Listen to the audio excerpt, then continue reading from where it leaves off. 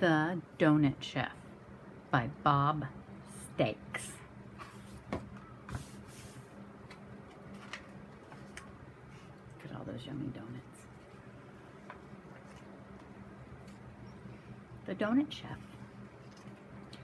Once upon a summer's day, a donut chef was heard to say, "On the street where people stop, I'll open up my donut shop." The store was cozy, made of brick. He got it ready super quick.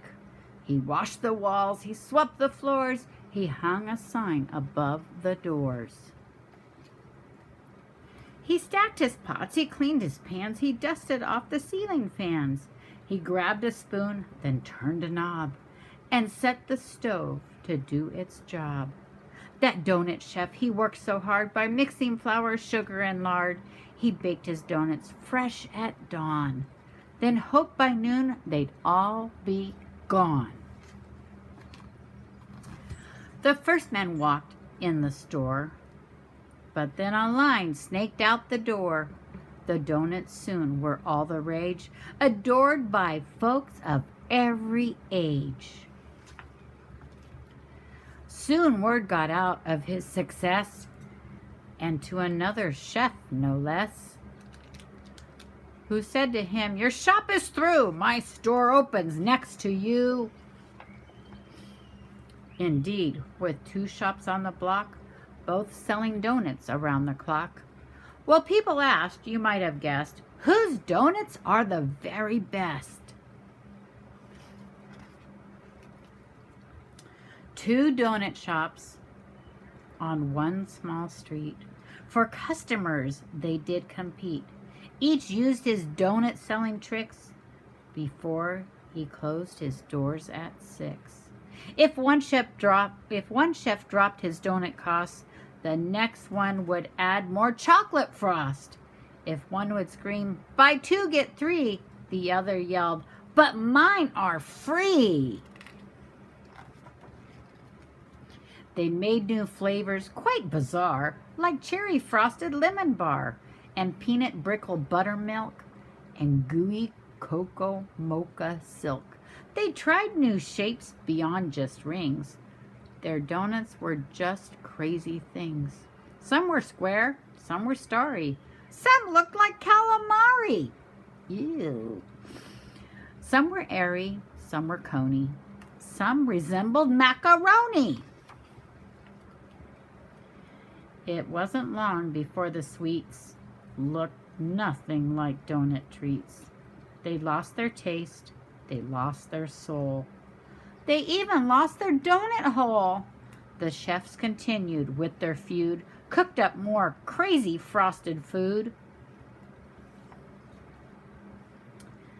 Then in walked little Debbie Sue, a teeny girl, just barely 2. She looked at all the donuts weird, the flavors strange, the toppings smeared. She looked and looked and looked, but could not find the one of her favorite kind. What do you think it is? "Excuse me, mister," said the tyke, "but where's that donut that I like? It isn't here, it isn't there. You think it's under the eclair?" "Oh, surely," said the chef with grace. "Your donut is in my donut case. We've donuts laced with kiwi jam and served inside an open clam. Donuts made with huckleberry. Don't be scared, they're kind of hairy. And donuts made from spiced rum pears, so popular with millionaires. We've donuts lighter than a wisp, donuts gooey, donuts crisp, donuts dressed just like a Shriner, donuts major, donuts minor.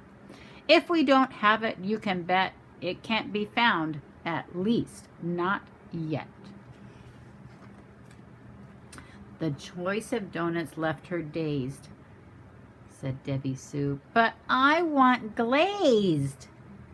The crowd went silent, jaws hung low. A flavored choice from long ago. No one orders donuts glazed.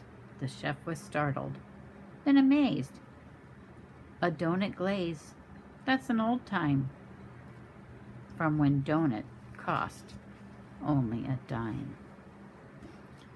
Hey, I like glazed, a voice chimed in. Me too, I love 'em. Where've they been? Then all the people sang in praise of simple donuts dipped in glaze. The clever chef then got a thought and turned his stove to super hot. Flour, sugar, just a cup, and in a bowl he mixed it up. He let it cook, knew what to do, and ding! The timer chimed on cue. Your donut is ready, Debbie Sue. She popped the donut in the air, and in her mouth it landed there. She chewed it, smiled, and gave a wink. Mmm, there's nothing quite like glazed, I think.